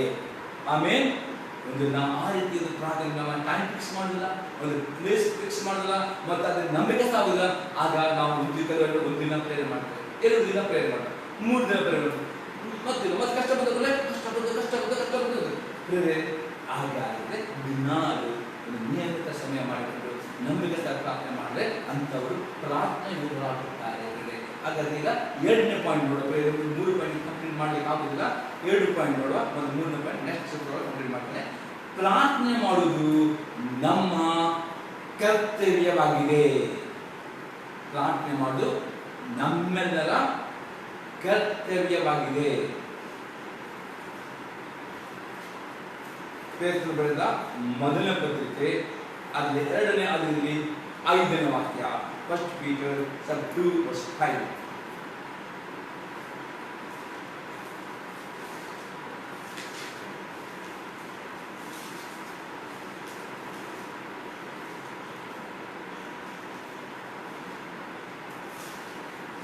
First Peter 2:5. ನೀವು ಸಹ ಜೀವವುಳ್ಳ ಕಲ್ಲುಗಳಾಗಿದ್ದು ಆತ್ಮ ಸಂಬಂಧವಾದ ಮಂದಿರವಾಗಲಿಕ್ಕೆ ಕಟ್ಟಲ್ಪಡುತ್ತಾ ಇದ್ದೀರಿ ಮತ್ತು ಯೇಸು ಕ್ರಿಸ್ತನ ಮೂಲಕ ದೇವರಿಗೆ ಸಮರ್ಪಕವಾದ ಆತ್ಮೀಯ ಯಜ್ಞಗಳನ್ನು ಸಮರ್ಪಿಸುವುದಕ್ಕೆ ಪವಿತ್ರ ಯಾಜಕ ವರ್ಗದವರಾಗಿದ್ದೀರಿ. ಇಲ್ಲಿ ಪ್ರಚೋದನೆ ಪ್ರಾರ್ಥನೆ ಮಾಡುವ ನಮ್ಮ ಕರ್ತವ್ಯ. ಏನು ಕರ್ತವ್ಯ? ನಮ್ಮ ಕೊಟ್ಟ ಜವಾಬ್ದಾರಿ, ನಮ್ಮ ಕೊಟ್ಟ ಸೇವೆ. ಯಾಕಂದ್ರೆ ನಾವು ದೇವರು ನಮಗೆ ಪವಿತ್ರ ಯಾಜಕನಾಗಿ ಮಾಡಿದ್ದಾನೆ. ನಾವು 10 ವರ್ಷ 20 ವರ್ಷ ಕಲಿತು ಯಾಜಕರಲ್ಲ, ಯೇಸು ನಂಬಿಕೆ ಇಟ್ಟು ನೀರಿನಲ್ಲಿ ಮುಳುಗಿಕೊಂಡು ಪ್ರತಿಭಟಿಸುವ ದೇವರು ಮಾಡಿದ್ದಾನೆ, ಪರಿಶುದ್ಧ ಯಾಜಕನಾಗಿ ಮಾಡಿದ್ದಾನೆ. ಅದು ಯಾಜಕರ್ತೇವೇನು? ಪ್ರತಿದಿನ ಮುಂಚಾನೆ ರಾತ್ರಿಗೆ ಯಾಜಕರು ದೇವರಿಗೆ ಧೂಪ ಸಮರ್ಪಣೆ ಮಾಡಬೇಕು ಎಂಬುದನ್ನು ನೋಡ್ತೇವೆ. ಆಲೋಚನೆ ಇವತ್ತು ಧೂಪ ಸಮರ್ಪಣೆ ಆಗಿದೆ, ಸ್ತುತಿ ಆರಾಧನೆ ಮಾಡುವುದು ಯಾಜಕರ್ತೇವಾಗಿದೆ. ಪ್ರಾರ್ಥನೆ ಕೂಡಲೇ ನಾವು ಖಾಲಿ ವಿಜ್ಞಾಪನೆ ಪ್ರಾರ್ಥನೆಯಲ್ಲಿ 4 ಭಾಗ ಉಂಟು. ನಾವು ಪ್ರತಿಯೊಬ್ಬರು ಪ್ರಾರ್ಥನೆ ಯಾಕೆ ಮಾಡಬೇಕು? ನಾವು ದೇವರು ನೇಮಿಸಿದ ಯಾಜಕರಾಗಿದ್ದೇವೆ. ಆಗ ನಮ್ಮ ಕರ್ತವ್ಯ ಯಾಜಕರ್ತೇವೇನು? ಅಲ್ಲಿ ನೋಡ್ತೇವೆ. ಯಾಜಕರು ಮುಂಜಾನೆ ಜಾವದಲ್ಲಿ ಅವರು ಸುಗಂಧ ಅಂದ್ರೆ ಹೋಮ ಮಾಡಿ ಧೂಪ ಸುಟ್ಟುಕೊಂಡು ಉಂಟು. ರಾತ್ರಿ ಇವತ್ತು ಏನು ಅದರ್ಥ? ಇವತ್ತು ಪ್ರಾರ್ಥನೆ ಅಂದ್ರೆ 4 ಅರ್ಥ ಬಂಧುಗಳೇ. ಒಂದು ಆಗಿದೆ ಪ್ರಾರ್ಥನೆ ಅಂದ್ರೆ ಆ ಫಸ್ಟ್ ಪಾರ್ಟ್ ಆರಾಧನೆ ಮಾಡುವುದಾಗಿದೆ. ಪ್ರಾರ್ಥನೆ ಕೂಡಲೇ ನಾವು ಸುಮಾರು 4 ಗಂಟೆ ಹೊತ್ತಾದರೂ ಏನ್ ಮಾಡಬೇಕು? ಅಥವಾ 3/4 ಗಂಟೆ ಆದವರಿಗೆ ಸ್ತುತಿ ಸ್ತೋತ್ರದ ಮುಖಾಂತರ ಸ್ತುತಿ ಮಾಡಿ ಆರಾಧನೆ ಮಾಡುವವರು ಆಗಬೇಕು. ಅದು ಮೊದಲನೇ ಭಾಗವಾಗಿದೆ. 2ನೇ ಭಾಗ ನಮ್ಮ ಪಾಪವನ್ನು ಅರಿಕೆ ಮಾಡೋದಾಗಿದೆ. ನಾವು ದೇವರು ಸ್ತುತಿಸುವಾಗ ಆರಾಧಿಸುವಾಗ ನಮ್ಮ ಯಾವುದೇ ಪಾಪಗಳಿದ್ದರೆ ನಮ್ಮ ಮನಸ್ಸಿಗೆ ನೆನಪು ಬರುತ್ತದೆ. ಆಗ ಎರಡನೇ ಭಾಗದಲ್ಲಿ ಏನು ಮಾಡಬೇಕು ನಾವು? ಅದು ಪಾಪ ಒಪ್ಪಿಕೊಳ್ಳಬೇಕು, ಆಯ್ಕೆ ಮಾಡಬೇಕು. ಮೂರನೇ ಭಾಗವಾಗಿದೆ ನಾವು ದೇವರಿಗೆ ಥ್ಯಾಂಕ್ಸ್ ಗಿವಿಂಗ್, ಅಂದರೆ ದೇವರಿಗೆ ನಾವು ಅಡ್ವಾನ್ಸ್ ಆಗಿ, ಅಂದರೆ ದೇವರು ನಿನ್ನೆ ದಿನದಲ್ಲಿ ದೇವರು ನನ್ನನ್ನು ಕಾಪಾಡಿದ್ವಿ, ದೇವರಿಗೆ ಸ್ತೋತ್ರ, ನನ್ನ ಅಪಘಾತದಿಂದ ದುರ್ಬಲದಿಂದ ಕಾಪಾಡಿದ್ದಕ್ಕೆ ದೇವರಿಗೆ ಕೃತಜ್ಞತೆ ಸಲ್ಲಿಸಬೇಕು. ನಾವು ನಾಲ್ಕನೇ ಭಾಗ ನಾವು ವಿಜ್ಞಾಪನೆ ಮಾಡಬೇಕು ಎಲ್ಲರಿಗೂ ಸಹ, ನಮಗಾಗಿ, ನಮ್ಮ ಕುಟುಂಬಕ್ಕಾಗಿ, ನನ್ನ ಕೆಲಸಕ್ಕೆ, ನಮ್ಮ ಬಿಸ್ನೆಸ್, ನಮ್ಮ ಸಭೆಗಾಗಿ. ಈ 4 ಭಾಗಗಳು ಸೇರಿಕೊಳ್ಳುವಾಗ 1 ಗಂಟೆ ಪ್ರೇಯರ್ ಮಾಡಲಿಕ್ಕೆ ಆಗ್ತದೆ. ಇಲ್ಲ 1 ಗಂಟೆ ಪ್ರೇಯರ್ ಮಾಡಲಿಕ್ಕೆ ಅದು 1 ಗಂಟೆ ಪ್ರೇಯರ್ ಮಾಡಲಿಕ್ಕೆ ಈ 4 ಭಾಗ, ಒಂದು ಆರಾಧನೆ, ಸ್ತುತಿ ಆರಾಧನೆ, ಪಾಪ ಅರಿಕೆ ಮಾಡೋದು ಮತ್ತು ಕೃತಜ್ಞತೆ ಸಲ್ಲಿಸುವುದು ಮತ್ತು ವಿಜ್ಞಾಪನೆ, ಈ 4 ಭಾಗ ಸೇರಿಸುವಾಗ ನಮಗೆ ಒಂದೊಂದು 15 ನಿಮಿಷ ಕೊಟ್ಟರು ಅಲ್ಲಿ 1 ಗಂಟೆ ಪ್ರೇಯರ್ ಮಾಡಲಿಕ್ಕೆ ಆಗ್ತದೆ. ಈ ರೀತಿ ನಮ್ಮ ಕರ್ತವ್ಯವಾಗಿದೆ. ಯಾಜಕರಾಗಿದ್ದು ಪ್ರತಿದಿನ 1 ಗಂಟೆ ಆದರೂ ಸ್ತುತಿ ಆರಾಧನೆ ಮಾಡಬೇಕು, ನಮ್ಮ ಪಾಪವನ್ನು ಅರಿಕೆ ಮಾಡಬೇಕು ಮತ್ತು ನಾವು ಕರ್ತವ್ಯ ಸಲ್ಲಿಸಬೇಕು ಮತ್ತು ಒಬ್ಬರಿಗೊಬ್ಬರು ವಿಜ್ಞಾಪನೆ, ಇದು ನಮ್ಮೆಲ್ಲರ ಕರ್ತವ್ಯವಾಗಿದೆ. ನಾವು ಮಾಡುವುದಿಲ್ಲ ಮುಂದೆ ಕೋಪ ಬರುವುದಿಲ್ಲ. ಯಾಜಕರು ಏನು ಮಾಡಿದ್ವಿ ಅದೇ ನಾವು ಪ್ರತಿಯೊಬ್ಬರು ದೇವರಿಗೆ ಕೊಡಲಿಕ್ಕೆ ಉಂಟು. ನಮ್ಮನ್ನು ಯಾರು ನೇಮಿಸಿದಾಗಿ ಸೇವಕರು ನೇಮಿಸಿಲ್ಲ, ದೇವರು ತಾನೇ ನಮ್ಮನ್ನು ಏನುಂಟು ಪರಿಶುದ್ಧ, ಅದು ಸೇರಿ ಪರಿಶುದ್ಧ ಯಾಜಕನಾಗಿ ಮಾಡಿದ್ದಾನೆ. ಆತನಿಗೆ ಸಮರ್ಪಣೆ ಯಜ್ಞ ಸಮರ್ಪಣೆ ಮಾಡಲಿಕ್ಕೆ ಆಗಿದೆ. ಪ್ರತಿಯೊಬ್ಬ ವಿಶ್ವಾಸಿ ಈ ಕರ್ತವ್ಯ ನೆರವೇರಲೇ ಬೇರೆ ದೇವರ ದೋಷಿ ಆಗ್ತಾನೆ ಅಥವಾ ಮತ್ತು ದೇವರ ಶಿಕ್ಷೆಗೆ ಒಳಗಾಗುವುದನ್ನು ದೇವರ ನೇಮಿಸಿ ಕೆಲಸ ಮಾಡಲು ಆಗ್ತದೆ. ದೇವರು ಶಿಕ್ಷೆ ಕೊಡ್ತಾರೆ. ಈಗ ಒಂದು ಯಜಮಾನನು ನಿಮ್ಗೆ ಕೆಲಸ ಕೊಡ್ತಾನೆ, ನೀವು ಕೆಲಸ ಮಾಡಿದ್ರೆ ಯಜಮಾನ ಶಿಕ್ಷೆ ಕೊಡಲ್ವಾ? ಹಾಗಾದ್ರೆ ದೇವರು ಸಪ್ರೆ ಒಬ್ಬ ವಿಶ್ವಾಸಿ ಪ್ರಾರ್ಥನೆ ಮಾಡುವುದಿಲ್ಲವೋ ದೇವರ ಶಿಕ್ಷೆ ಕೊಡಾಗ ಪ್ರಾರ್ಥನೆ ಮಾಡಲೇಬೇಕು. 1 ಗಂಟೆ ಪ್ರೇಯರ್ ಮಾಡಿ 4 ಭಾಗ ಆರಾಧನೆ, ಸ್ತುತಿ ಆರಾಧನೆ, ಪಾಪಾರಿಕೆ ಮಾಡುವುದು, 4 ಅಂಶ ಅಟ್ಲೀಸ್ಟ್ 1 ಗಂಟೆಯಲ್ಲಿ ಪ್ರಾರ್ಥನೆ ಆಗ್ತೇವೆ. ಇನ್ನೊಂದು ವಾಕ್ಯ ನೋಡಿದ್ರೆ ಪ್ರಕಟಣೆ ಗ್ರಂಥ 1ನೇ ಅಧ್ಯಾಯದಲ್ಲಿ 5 ಮತ್ತು 6ನೇ ವಾಕ್ಯ. ಪ್ರಕಟಣೆ ಗ್ರಂಥ 1ನೇ ಅಧ್ಯಾಯದಲ್ಲಿ 5 ಮತ್ತು 6ನೇ ವಾಕ್ಯ. Revelation 1 verse 5 and 6.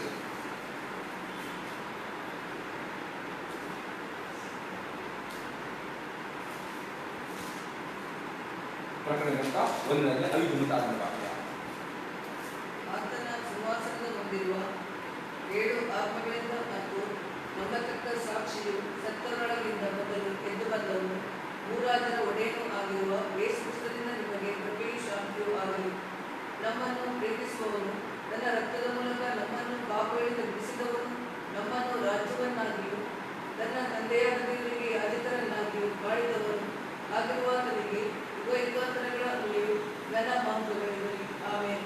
ಪುನಃ ಇನ್ನೊಂದು ಹೇಳ್ತಾನೆ, ಯೇಸು ಕ್ರಿಸ್ತನ ರಕ್ತದಿಂದ ನಮ್ಮನ್ನು ಕ್ರಯಕ್ಕೆ ಏನು ಮಾಡ್ತಾನೆ? ಆತನ ಯಾಜಕನನ್ನು. ಹಾಗಾದರೆ ನಾವು ಪ್ರಾರ್ಥನೆ ಮಾಡಿದ್ರೆ ನಮಗೆ ಶಿಕ್ಷೆ ಬರ್ತದ ಬರುವುದಿಲ್ಲ. ಯಾಕೆ? ಯೇಸು ಕ್ರಿಸ್ತನು ತನ್ನ ರಕ್ತದಿಂದ ನಮ್ಮನ್ನು ಕ್ರಯಕ್ಕೆ, ಯಾಕೆ?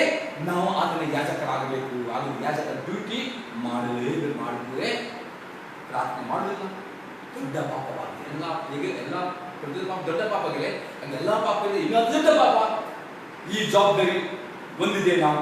ಯಾರು ಕೊಟ್ಟಿದ್ದಾರೆ ಕೆಲಸ? ದೇವರು ಕೊಟ್ಟಿದ್ದಾನೆ. ಯಾವ ಸೇವಕರು ಕೊಟ್ಟಿದ್ದಾರೆ? ದೇವರು ಕೊಟ್ಟಿದ್ದಾನೆ. ಮಾಡುವುದಿಲ್ಲ, ಶಿಕ್ಷೆ ಉಂಟಂತೆ ಪ್ರಾರ್ಥನೆ ಮಾಡಲೇಬೇಕು. ಇನ್ನೊಂದು ಜೊತೆಗೆ ಎಕ್ಸಾಂಪಲ್ ನೋಡುತ್ತದೆ. ಪ್ರಕಟಣೆ ಗ್ರಂಥ 4ನೇ ಅಧ್ಯಾಯದಲ್ಲಿ 8ರಿಂದ 11ನೇ ವಾಕ್ಯ. ಪ್ರಕಟಣೆ ಗ್ರಂಥ 4ನೇ ಅಧ್ಯಾಯ 8ರಿಂದ 11 ವಾಕ್ಯ. Revelation 4:8-11. ಆ 4 ಜೀವಿಗಳೊಳಗೆ ಒಂದೊಂದಕ್ಕೆ 6 ರೆಕ್ಕೆಗಳಿದ್ದವು. ಆ ಜೀವಿಗಳಿಗೆ ಸುತ್ತಲೂ ಒಳಗೂ ತುಂಬಾ ಕಣ್ಣುಗಳಿದ್ದವು. ಆ ಜೀವಿಗಳು ಹಗಲಿರುಳು ವಿಶ್ರಮಿಸಿಕೊಳ್ಳದೆ, ದೇವರಾದ ಕರ್ತನು ಪರಿಶುದ್ಧನು ಪರಿಶುದ್ಧನು ಪರಿಶುದ್ಧನು, ಆತನು ಸರ್ವಶಕ್ತನು, ವರ್ತಮಾನ ಭೂತ ಭವಿಷ್ಯಕಾಲಗಳಲ್ಲಿ ಇರುವಂತವನು ಎಂದು ಹೇಳುತ್ತವೆ.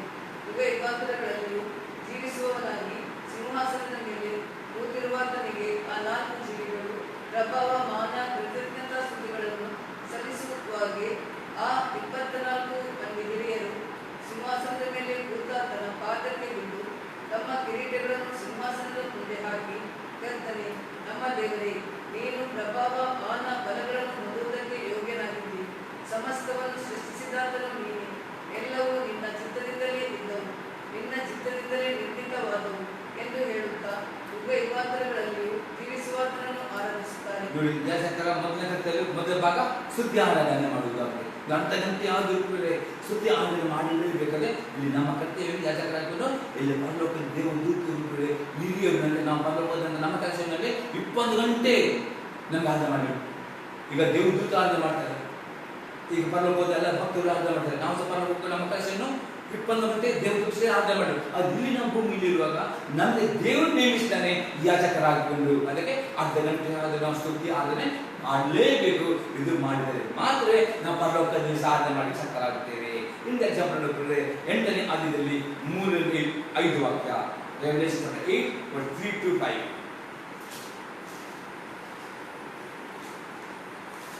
Revelation 8:3-5.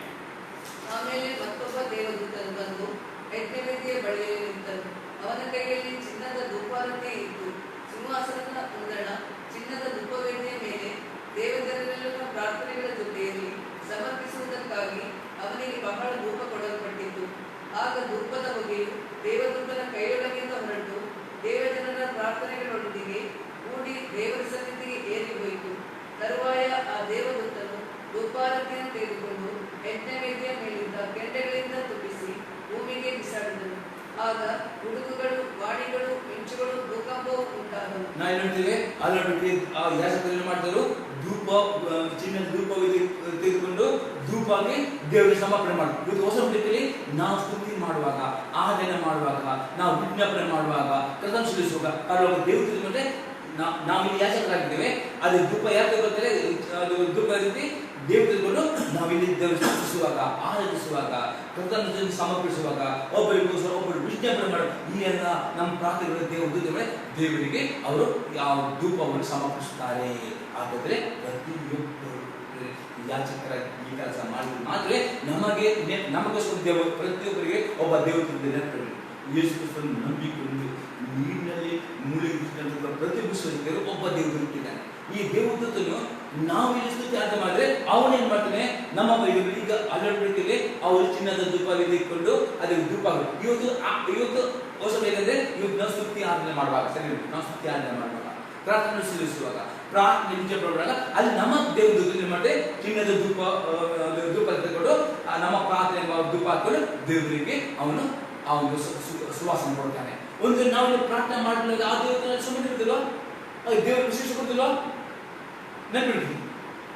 ನಮ್ಮ ದೇವದೂತನಲ್ಲಿ ನಾವು ಪ್ರಾರ್ಥನೆ ಮಾಡಿದಾಗ ದುಃಖ ಉಂಟ, ಅದು ನಮ್ಮ ಕರ್ತವ್ಯವಾಗಿದೆ. ನಾವು ಪ್ರತಿಯೊಬ್ಬರು ನಮಗೆ ದೇವರು ದೂತಿಟ್ಟಿದ್ದಾನೆ, ಅವನಲ್ಲಿ ನಮಗೋಸ್ಕರ ದೇವರ ಸುವಾಸನೆ ಅಂದ್ರೆ ಅದು ಒಂದು ಏನು ಅದು ಧೂಪ ದೇವರಿಗೆ ಸಮರ್ಪಣೆ ಮಾಡಬೇಕಾದ್ರೆ ನಾವು ಪ್ರತಿಯೊಬ್ಬರು ಈ ಕರ್ತವ್ಯ ಮಾಡಲೇಬೇಕು. ಆಗ ನಮ್ಮ ಪ್ರಾರ್ಥನೆ ದೇವರು ಈ ಅದ್ಭುತಗಳನ್ನು ನಮಗೆ ಆಶೀರ್ವಾದ ಕೊಡಬೇಕಾಗಿದೆ. ನಾವು ತಿಳಿದಿರಬೇಕು, ಧಾನ್ಯವಾಗಿ ನಾವು ಪ್ರಾರ್ಥನೆ 2 ಪಾಯಿಂಟ್ ನೋಡಿದ್ದೇವೆ. ಇನ್ನೊಂದು 3ನೇ ಪಾಯಿಂಟ್ ಇನ್ನು ಅನೇಕ ಸಂದರ್ಭದಲ್ಲಿ ಭಾಗವಾಗ್ಬಿಟ್ರೆ ಈ 2 ಪಾಯಿಂಟ್ ಅನ್ನು ತರುವಷ್ಟು ಕಂಟಿನ್ಯೂಸ್ ಮಾಡ್ತೇನೆ. ಎಲ್ಲರೂ ಹೇಳಿಕೊಳ್ಳಿ, ಪ್ರಾರ್ಥನೆ ಮಾಡಿ.